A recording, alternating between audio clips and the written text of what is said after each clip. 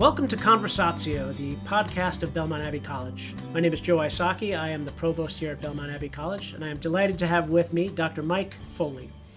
Dr. Foley, we've known each other for a long time. We've had you here at the Abbey a number of times, but for our audience, why don't you tell us a little bit about yourself? Okay, well, my name is, as you rightly pointed out, Mike Foley, and I teach in the Great Text program at Baylor University, which is the world's oldest and largest Baptist university, though I happen to be a Catholic theologian by training. So that's my story.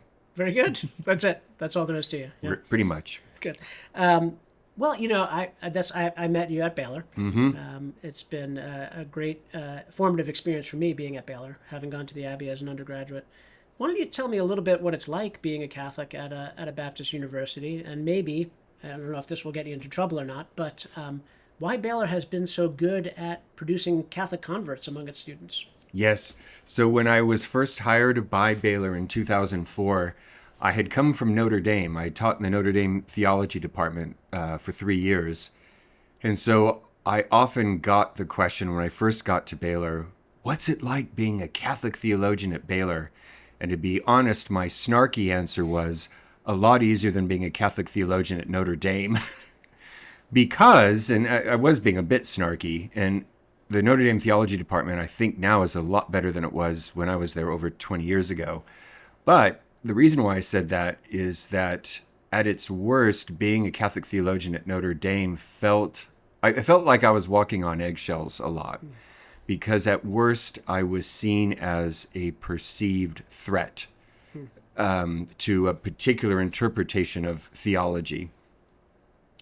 But whereas at Notre Dame, I was a perceived threat, at Baylor, at best, I'm an exotic curiosity. Yeah. So there's a way in which they're just fine with me being a Catholic theologian, and I'm fine with them being a Baptist university. Yeah. So it's been a good place to be. Yeah. What do you think about the Catholic converts? I remember when I was a student there, I think there were 25 students who came into the church one Easter vigil. So what do you attribute that to?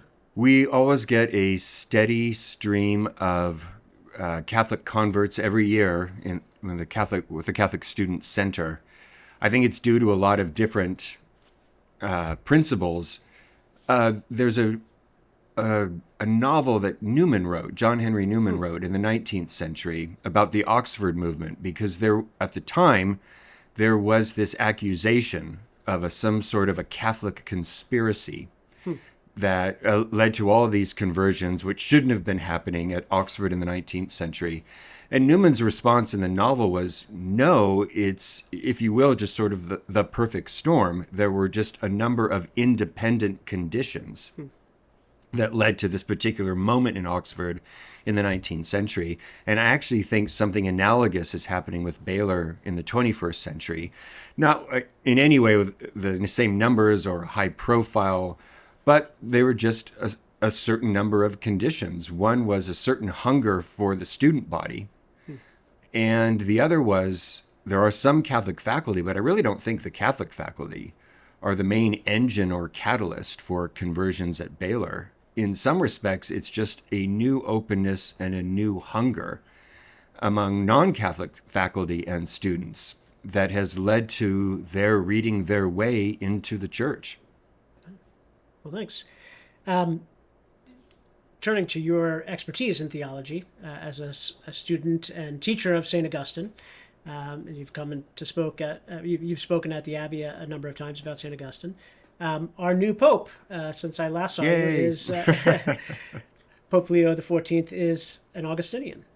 So could you tell us a little bit about what you think? I know it's too early to tell, but what might it mean having an Augustinian for a Pope? I am really excited about this pontificate. I'm cautiously optimistic, but it is exciting to have. I think he's the first member of the Augustinian order to become Pope. So this is a historic first. And I've always been intrigued by the Order of St. Augustine, from which he hails. Villanova University is run by the Auggies, as they're known. And I'm struck by the number of references to St. Augustine he's already made in his addresses and sermons. Augustine is so huge a figure that there's a way in which you can never be a complete Augustine imitator. Isidore of Seville has the great line, "Whatever man says to you he has read all of the writings of Augustine, that man is a liar." It's just impossible to read all of Augustine's writings.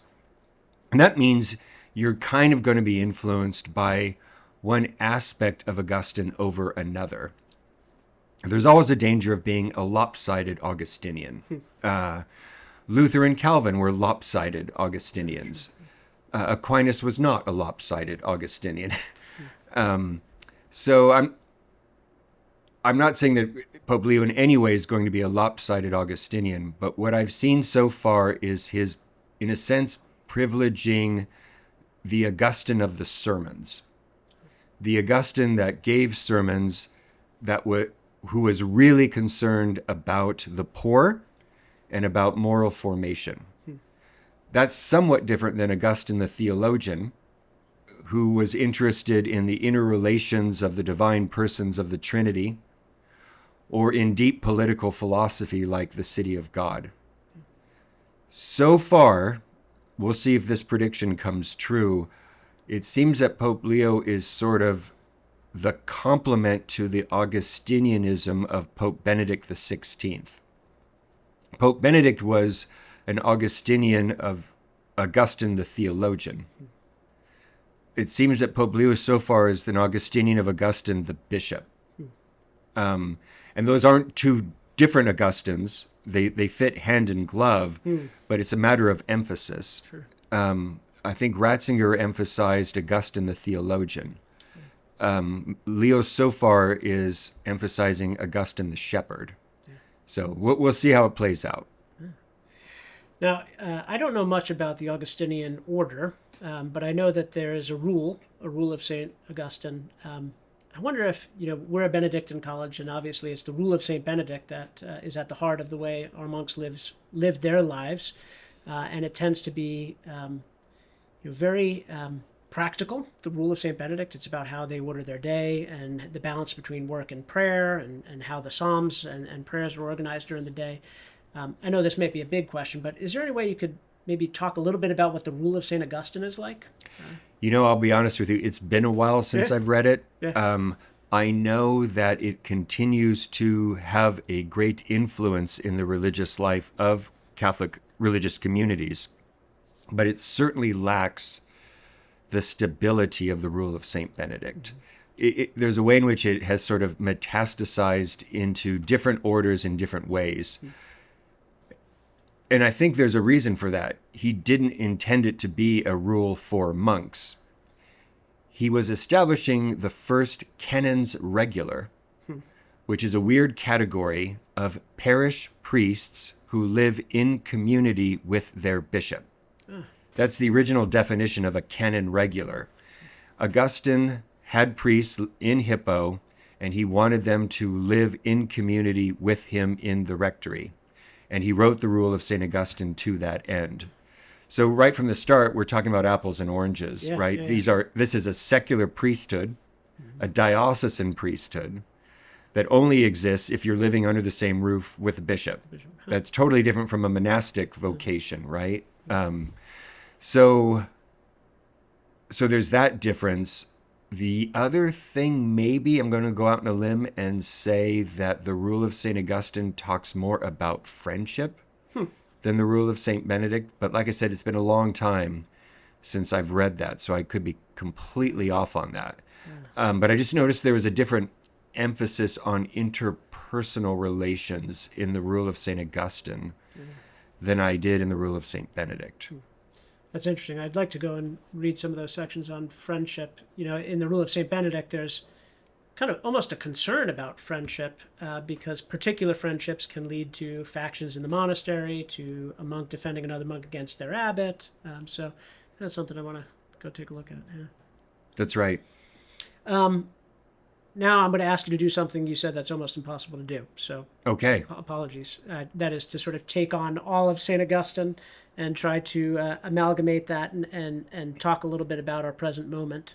So if St. Augustine were alive today, and he were to see, you're here as part of this Deodatus Conference on Education, Indeed. and to see the current state of education, whatever level you want that to be, it could be all of it, primary school, college.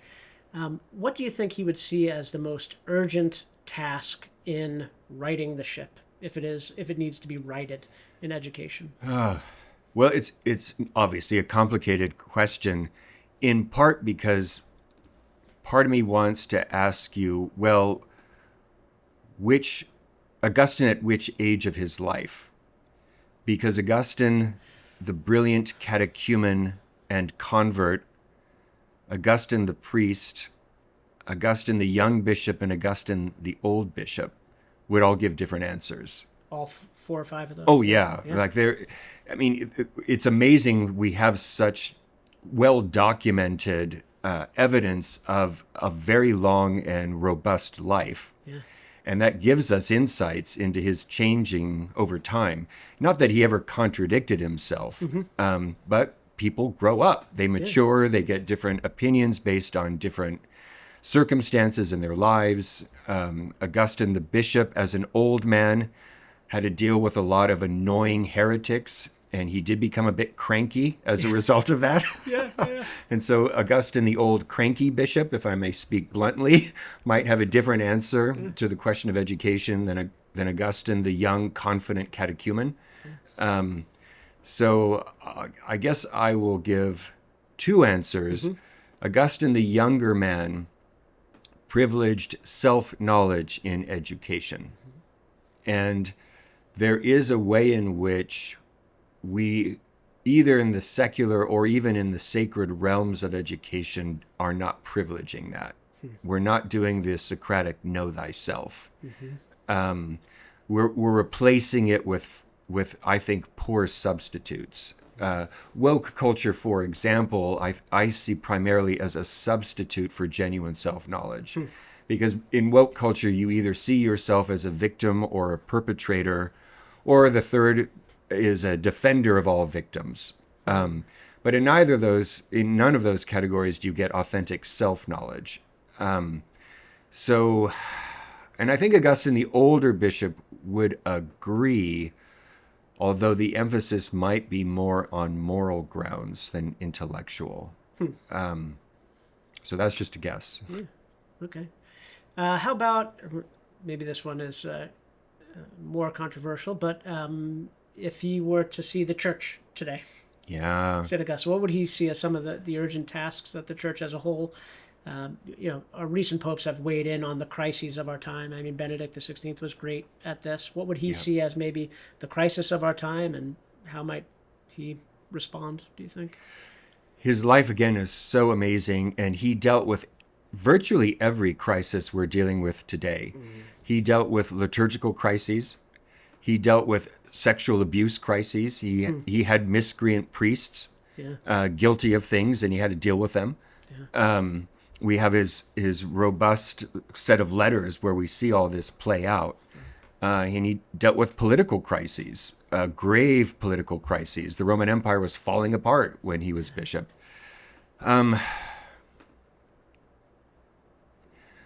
To me, Augustine, in a nutshell, is be merciful but be strict.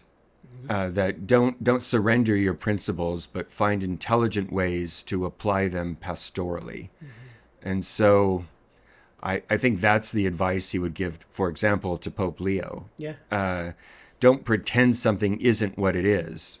Call a spade, but then deal with it in a sensitive and merciful manner. I'll have you weigh in on something, maybe just a little bit, initial thoughts, because I think it's of particular interest to my students. And I know we've briefly talked about this privately before, but you mentioned politics, political crises. As you probably know, in the Catholic world of political philosophy now, there's been the conversation surrounding integralism as an alternative to liberalism, the post-liberalism, maybe the broader genus, and integralism being a species of that. a view of not only should, say, the secular order be guided by the natural law, but that the church and the state ought to have a particular relationship. Any thoughts about how St. Augustine might view that, the question of integralism in our own time? I think Augustine brings much to bear on this question, and I really, really wish that all members of this debate, whether they're the neocons or the classical liberals or the integralists, that they all just shut up and listen to St. Augustine.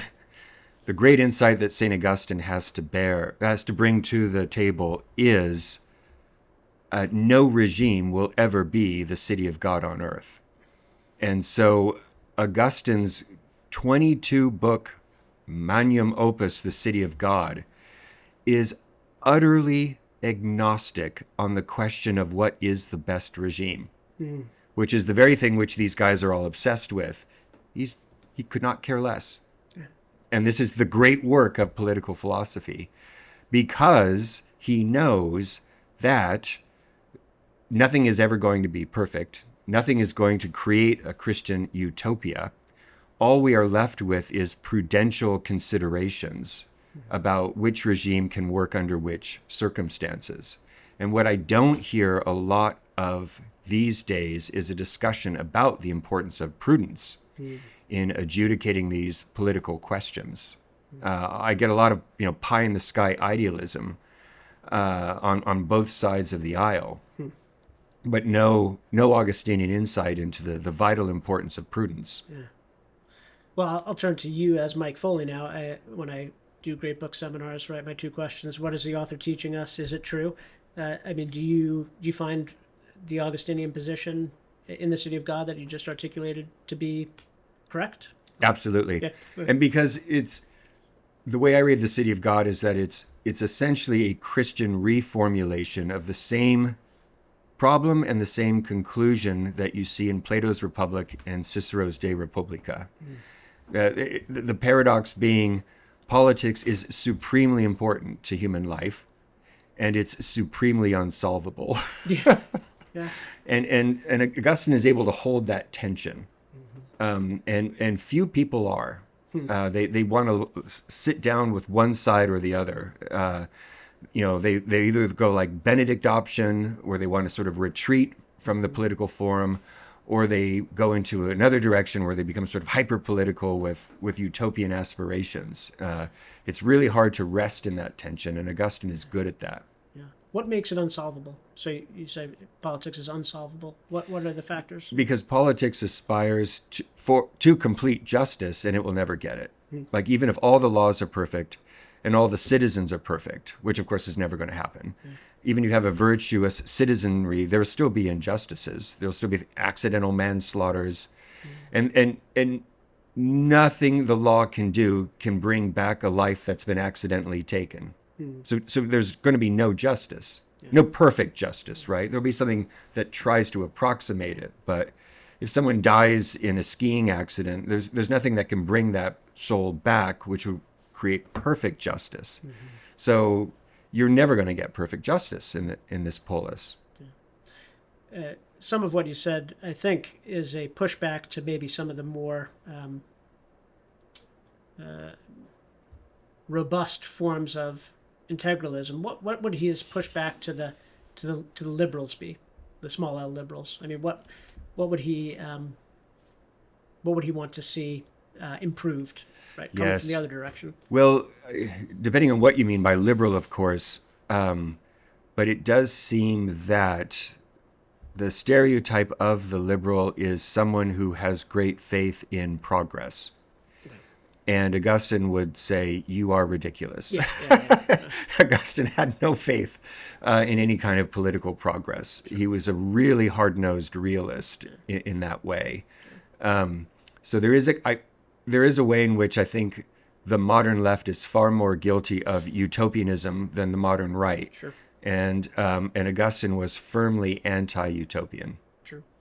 Yeah, let's take because I think the critique of some of the integralists is even classical, sort of Lockean liberalism that is not as progressive, that's neutral public squares and free markets and those types of things. Do you think Augustine would have some pushback for the non-progressive classical liberals?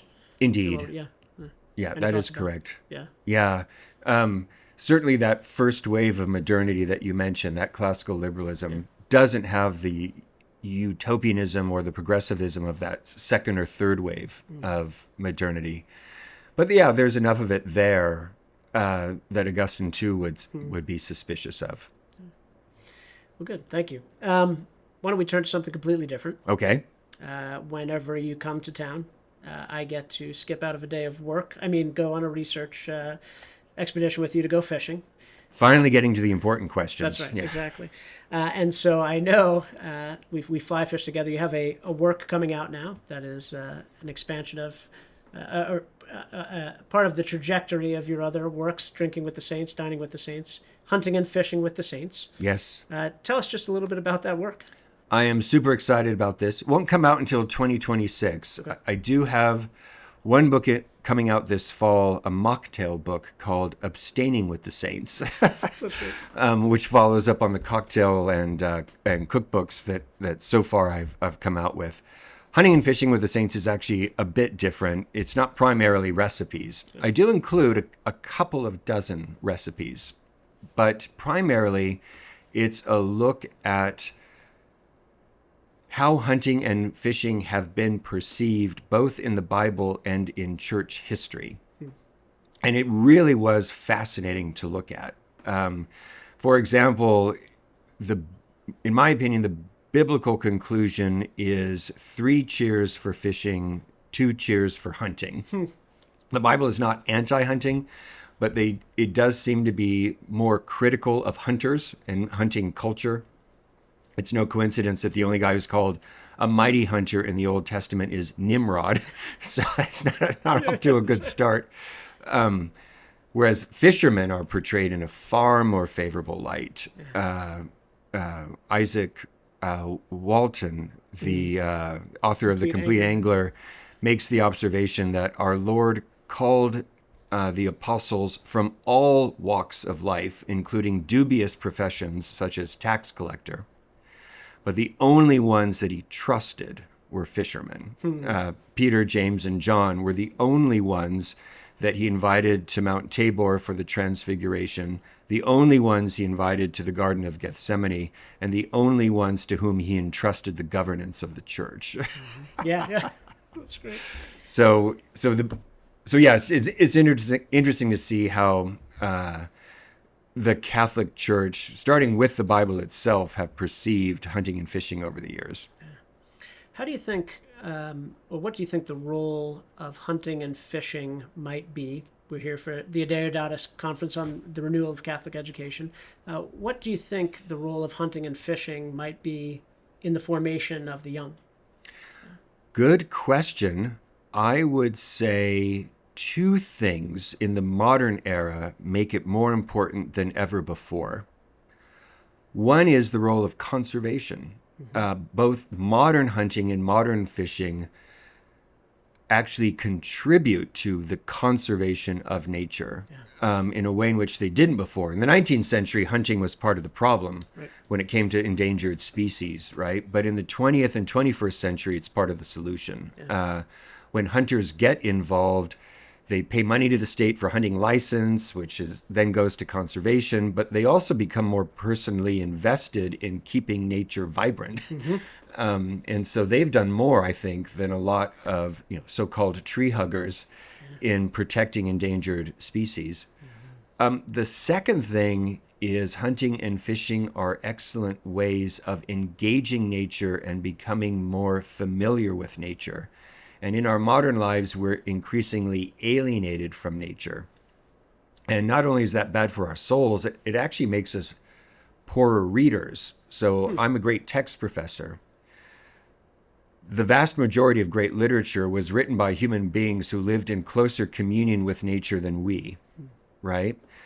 And then when we read those texts and don't have the same familiarity with nature, we're like a dog staring at a rainbow. We're like we're missing certain nuances. We're missing certain colors. That if we had a closer contact with nature, we'd actually be able to appreciate the great works of art better. So engaging nature, I think, is good for us and good for our ability to read the great canon better. Yeah. As you kind of transitioned into sort of an education about nature, so there's maybe the habits that hunters and fishers have, and how that gets you to be self-restrained in a way if you're part of the conservationist movement, right? Through that activity. But moving into the question about a natural education, how might we distinguish a proper education in nature that a Catholic, that a Christian ought to engage in, from so much of what's out there today? In particular, in my mind, I think of Tocqueville's warning in Democracy in America that democratic peoples have a tendency towards pantheism. And so much of modern environmentalism, in my mind, is really a form of pantheism, right? It's for an unbelieving people who seek the divine in nature itself, right? Not in a creator, but in nature. How would a proper natural education, a Catholic natural education, be different from that? And you're so right about that pantheist impulse. And that's one of the reasons why I think a kind of secular left becomes so neuralgic about the question of nature, because the slightest damage to nature is like deicide. And so they get really touchy about it. And also because there's nothing else, right? There's no transcendent, there's no eternal life. There's only this world, this planet, this universe, and nothing else. And so they pin all their hopes on the ecology or a healthy environment or whatever. The solution, the Catholic solution, is not a pantheist imagination, but a sacramental imagination. And I use that word sacrament in the purest sense. A sacramentum is a divine sign. And so I think Catholics have a very healthy attitude towards nature. They don't vilify it the way early moderns did. They don't deify it the way pantheists do. They recognize nature as these healthy, wonderful fingerprints of God that elegantly point back to their creator. And so the result of that is, as Chesterton puts it, you think of nature not as your mother, but as your kid sister. There's a way in which you protect her the way you'd protect your kid sister, but you don't invest like this huge amount of your self-identity, or you don't look to your kid sister as this solemn teacher, right? She's your kid sister. So of course you love and protect her, but there's a certain playful lightheartedness about it. And I think that's the healthy attitude one should have towards nature. In general, before I have two questions that I ask everybody on the podcast, but anything particularly you're working on that you just want to talk to our audience about? No. No? Okay.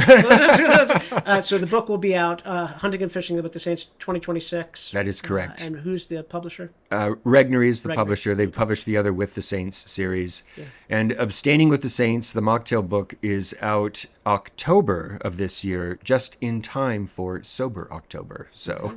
I didn't know that was a thing. Okay. It is apparently, yeah. I think they only chose it because it rhymes. Yeah. Sure. That's right. Well, good. Two questions I ask everybody. First, if you had one book, okay, I'm going to add a qualifier for you. Uh-oh. Sorry. That everyone should read. You get one and done. It can't be from St. Augustine for you. Sorry. Oh, come on. Everyone should read the Confessions. I know. Yeah, but that's one of mine. So I always, my three for every student really is Aristotle's Ethics, the Confessions, and Tocqueville's Democracy in America, if you want to understand souls. I say those three for souls. But sorry, I'm taking those off the table. So is it every student should read? Or every human being. Every human being should read. So this isn't the desert island question. No, it's I think different. Like for their good. Yep. If we view it as sort of contributing to their happiness and tell us as a human being. I'm not going to give a satisfactory answer, Okay, that's fine. but I am going to give an answer. I think everyone should read Melville's Moby Dick. Why? Just because it's so darn good. Okay. It really is just crack cocaine of prose. Okay. It raises all the big questions about man and nature and tragedy and destiny. But there's just something so thoroughly entertaining and so thoroughly American about Moby Dick. Yeah, I just say you got to read it. I had a son who was interested in the priesthood a couple of years ago. I pray that he still has a vocation, but he actually wanted to skip Baylor and go straight into seminary. And I said, there's one reason why I disapprove of this. You'll get a good theological formation and even a philosophical formation in seminary, but there's no seminary in the world that will assign you Moby Dick. And rightly so. You only got so much time, right? And of course, I would pick other things for seminarians to read, but you haven't lived until you've read Moby Dick. My book club, men's book club, last year read Moby Dick, and a intense debate about whether or not Ahab is a great man. Oh, good one. Yeah, so we all knew he's a flawed man and maybe not a good man, but there was a question as to whether or not he's really undertaking a great deed. Well, good. The other one, I know that our hope is in the Lord ultimately, but what are you seeing in our moment, in our time, it can be anywhere, that gives you the most cause for hope? For this generation or coming generations? Yeah. I am happy to see the woke fever break. It really did seem to be getting worse and worse each year. And then it seems like within the last couple of years, there's been a break in that. I'm not an optimist by nature, so I don't think that woke is going away anytime soon, and it could easily make a resurgence. But I am heartened to see that some of the silliness and the destructive, I mean, there was just kind of a witch hunt mentality, I think, with woke culture that I'm happy to see at least is now on the defensive. So that's the good news. The bad news is you can't drive something out successfully without replacing it with something better. And so I'm happy to see the current politics pushing against woke. I would like to see them provide a more substantive framework and alternative to keep it at bay. And just going after your enemies with a vengeance isn't a full framework. Yeah, well, I have some hope that things like this conference of Deodatus and what is happening in the classical education revival it's not a political solution. Correct. Of course. Although, I mean, Book 8 of Aristotle's Politics is on education. So that may be where at least part of the new love, right? Like elevating those loves. Yeah. Well, thanks so much, Mike. It's been great having you again. My pleasure. Yeah. Thank you so much for tuning in to the Conversatio podcast. If you like it, please subscribe. God bless.